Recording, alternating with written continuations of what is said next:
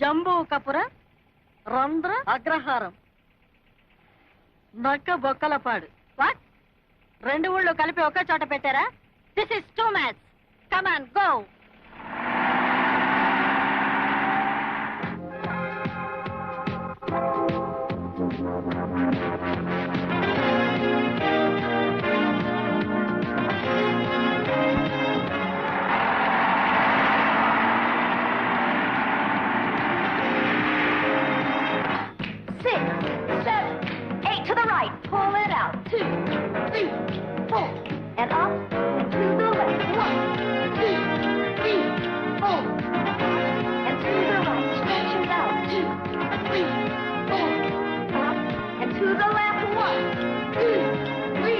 ఈ రోజు ఇంటి ఖర్చులు 3500, నాది 1000. ఆడ పోలీసు.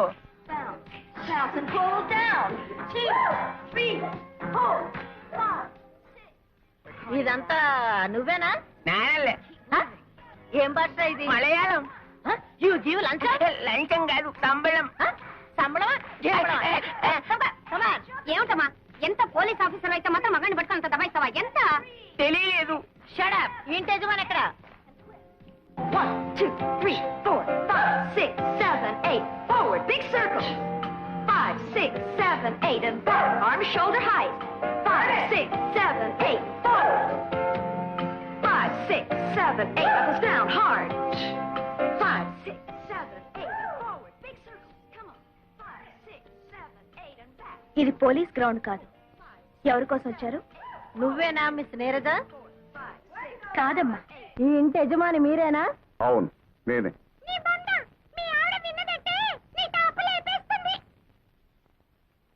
ఏయ్, నీకు మగ చిలకను తోడుగా తెద్దాం అనుకున్నాను. తేను. బయట వాళ్ళ ముందు నాన్నగారు పరువు తీస్తావా? ఇన్స్పెక్టర్ గారు, ఇంతకు మీరు ఎందుకు వచ్చినట్టు? నీరజ మీకేమవుతుంది? మా అమ్మాయే. మీ అమ్మాయి మొన్న 16వ తారీఖున స్టూడెంట్స్ తో కలిసి బొటానికల్ టూర్ వెళ్ళినప్పుడు ఏమైలారా వీళ్ళ అబ్బాయి బటన్ స్టూడెంట్ తెంపింది. ఆ రోజు నుంచి వాడు గుడ్డ లేకుండా తిరుగుతున్నాడు. ఇకపోతే రెండో ఆవిడి, వీళ్ళ అబ్బాయి స్విమ్మింగ్ పూల్ లో ఈత కొడుతుండగా ఆడకృష్ణలా గుడ్డలు ఎత్తుకుపోయింది. ఆ రోజు నుంచి వాడు నీళ్ళలో నాని నాని బయటికి రావట్లా. ఇకపోతే మూడో ఆవిడి. అబ్బా, ఇక చెప్పొద్దు. ఆ తర్వాత ఏం జరిగిందో ఊహించగలను. రండి రండి, లోపల వాయింపులు రెడీగా ఉన్నాయి. ఏం జరిగింది? మొన్న నువ్వు కాలేజీలో ఏదో స్టూడెంట్స్ ని ఏడిపించావంటగా, అందుకే నిన్ను అరెస్ట్ చేసి బొక్కలో దూయడానికి లేడీ ఎస్ఐ గారు వచ్చారు.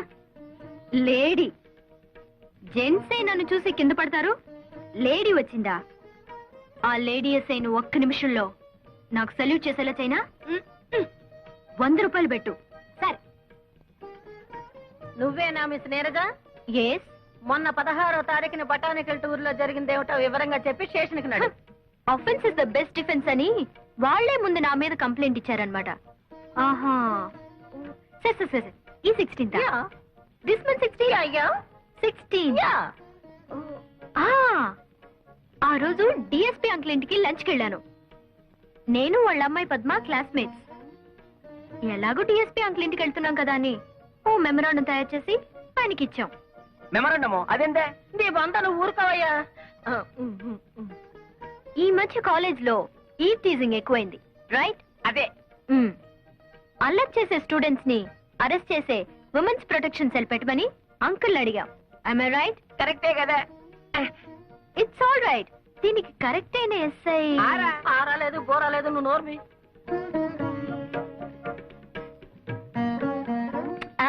మీరు కాదండి, ఎవరు సుకుమారి అని ఆవిడ్ని అంకుల్ సజెస్ట్ చేశారు. ఆ సుకుమారి నేనేనమ్మా. నానా పడేసింది బుట్లో. మరి 16th అల్లరి చేశానని ఎగురుకుంటూ వచ్చారు అరెస్ట్ చేయడానికి. లేదమ్మా, మిమ్మల్ని అరెస్ట్ చేయడం ఏంటమ్మా? చూడమ్మా, కాస్త ఒళ్ళు తగ్గించుకుని డిఎస్పీ గారిని కలుసుకుంటాను. నా గురించి కొంచెం గట్టిగా చెప్పమ్మా సుకుమారి. ఏమా? ఓకే. రండి. 100 ఎవడొస్తాడో కానీ అవుటా? జాగ్రత్త, లేకపోతే రేపు నీ మొగుని కూడా అమ్మేస్తుంది. అసలు ఈ పిల్లలతో పందాలే కాయకూడదు. ప్రతిసారి ఓడిపోవడం, మీ దగ్గర 100 రూపాయలు అప్పు తీసుకోవడం నాకు చాలా సిగ్గుగా ఉంది బావగారు. చాలేవే మరదల పిల్ల, నిశ్చాపం లాంటి నా తమ్ముడే బతుకుంటే ఇలా పరభాషా మొగుడిని చేసుకునే గతే నీకు పట్టి ఉండదు. ఇదిగో 100. ఏందే ఏందే మగ నారాయణన్ ఆడ రాజహంసే మధ్యలో నోటు పైగా నైటు ఎంత ఫ్లాష్ బ్యాక్ ఉండేలేదు. ఇదిగో నేను మహాపతివర్తను, నన్ను అనవసరంగా అనుమానించావో నా మొదటి మొగుడు మీద ఒట్టు అంతే. రాజహంసలే రాజకాకి ఏమిటి మీరు ఇద్దరు ఎప్పుడు గొడవ పడుతుంటారు? వెళ్ళండి ఇక్కడి నుంచి. రెండో కళ్యాణం వేండా మనసులో. అమ్మా శోభ, రేపు ట్రాక్టర్ కాస్త ఎరివిస్తే బండారు బజారు తోలుకెళ్తానమ్మా. ఈ వయసులో మీకెందుకు మావయ్య శ్రమ? కడుపులో చల్లా కదలకుండా కూర్చోక. మీ అమ్మకి నేను బాకీ లేకపోతే అలాగే కూర్చుండేవాడిని. ఇది వడ్డీ కాసులు వాడు బాకీ. నీకు తెలియందే ఉంది మావయ్య, కోపం వచ్చినప్పుడు కసురుకున్నా పొగిడితే పడిపోతుందిగా మా అమ్మ. 4 మంచి మాటలు చెప్పి అప్పు మాఫీ చేయించుకో. ఈ ఇంటికి యజమాని మీ నాన్న అయితే అలాగే చేసేవాడిని, కానీ మీ అమ్మ శాస్త్రార్థం కదమ్మా. పోస్ట్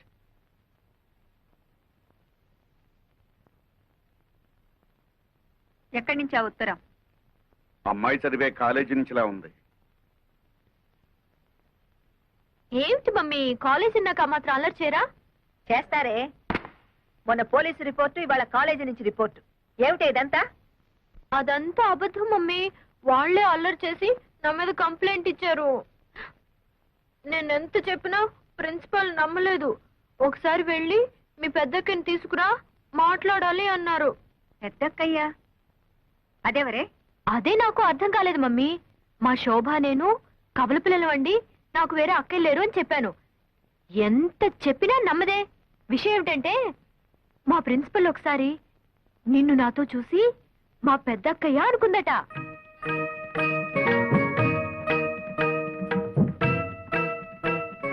నిజమా? అవును మమ్మీ. మా కాలేజీలో అంతా ఇదే టాపిక్. నీ అందం గురించి, నీ ఫిగర్ గురించి, నీ ఫేస్ గురించి.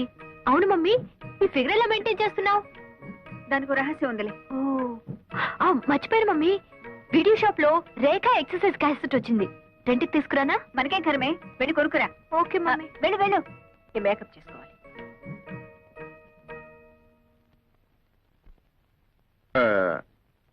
వీళ్ళ అల్లరి చూస్తుంటే వీళ్ళకి పెళ్లిళ్ళు చేస్తే బాగుంటుందేమో అనిపిస్తుంది. మనకి ఇప్పుడేం వయసు అయిపోయిందని వాళ్ళకి పెళ్లిళ్ళు చేయటం? మనకు వయసు అయిందని కాదు, వాళ్ళకి వయసు వచ్చింది కదా అని. వాళ్ళకి ఎప్పుడు పెళ్లిళ్ళు చేయాలో నాకు బాగా తెలుసు. మీరేం చెప్పక్కర్లేదు.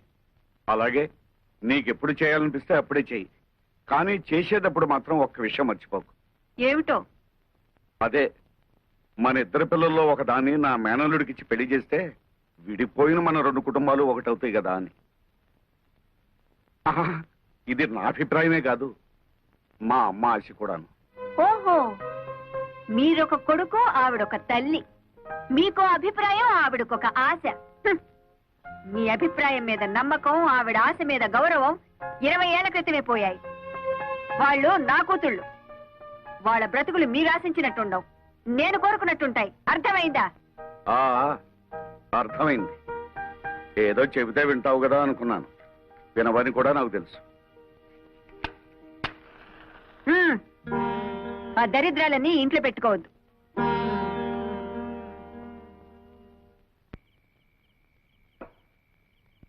కాస్త జీడిపప్పు నెయ్యి వేసి వేడివేడిగా అంత ఉప్మా తగలైవే అని గంట నుంచి మొత్తుకుంటున్నా. మగాడంటే గౌరవం ఇడిస్తేగా. చల్లారేదాకా తిడుతూనే ఉంటారా?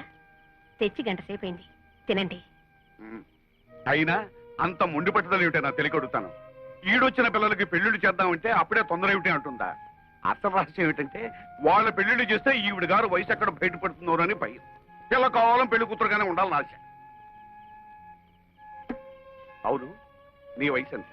మీకంటే 1-2 ఏళ్లు చిన్నదాన్ని. మరి నిన్ను చేరదీసిన తర్వాతే కదా ఆవిడ పెళ్లి చేసుకున్నాను. అబ్బా, ఏదో లెక్క కోసం అడిగితే ఈ లోపుగానే మొహం మార్చుకోలేడు నువ్వు. పిల్లల పెళ్లిళ్ళు చేయాలంటే తన కానకి గోడకి రంగులు పూసుకుంటూ ఉంటుంది. మేనలు రెడీగా ఉన్నాయంటే అసలు పట్టించుకోదు. మంచి కుర్రాడే అన్నారుగా? మంచి కుర్రాడు బంగారం. అందం చందం జబ్బ పుష్టి అంతా ఈ మేనమా పోలికే. పైగా మంచి కరుకు మీద ఉన్నాడు. అయితే కుర్రాడిని ఒకసారి కదిపి చూడకూడదు?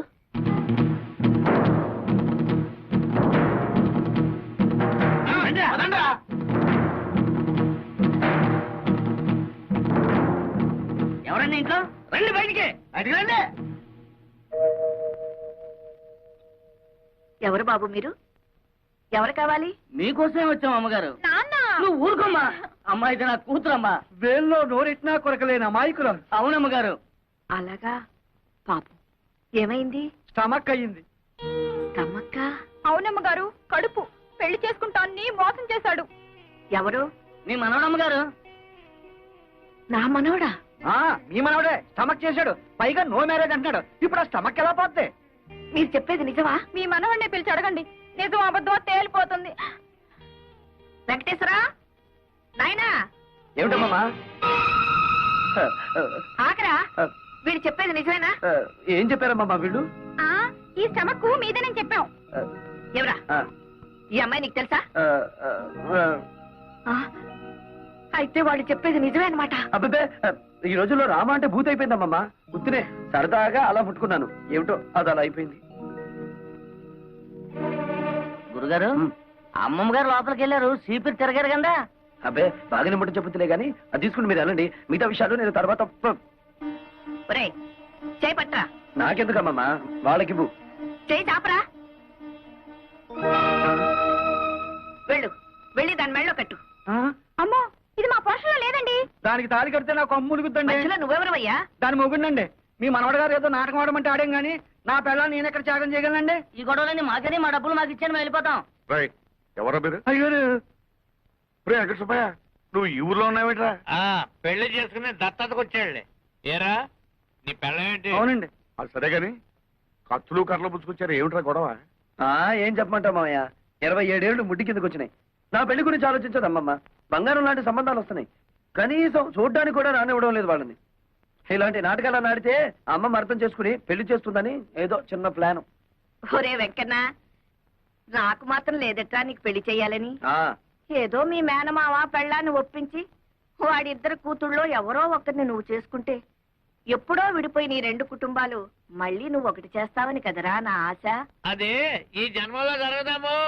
మీ అబ్బాయి అక్కడ ఏరభద్రం ఏం కాదు, పట్టిభద్రయే. చాలే ఊరుకోవయ్యా, అది ఎట్టకు నా మాట పండించేదకు లేదమ్మా. అందుకే వీణైనా తీసుకెళ్లి దాని బుద్ధి చెప్పిస్తే కనీసం మనం అనుకున్నట్టు దారిలోకైనా వస్తుంది. బ్రహ్మాండమైన ఐడియా, ఇంకా ఆలస్యం ఎందుకు? మా అత్తయ్య పెద్ద గద్దర్దని విన్నాను. నాకు లొంగుద్దాబ్బా? ఒరే, ఆ మాత్రం అత్తలు లొంగ తీసుకోలేని వాడివి దాని కూతుర్ని ఎలా చేసుకుంటావురా?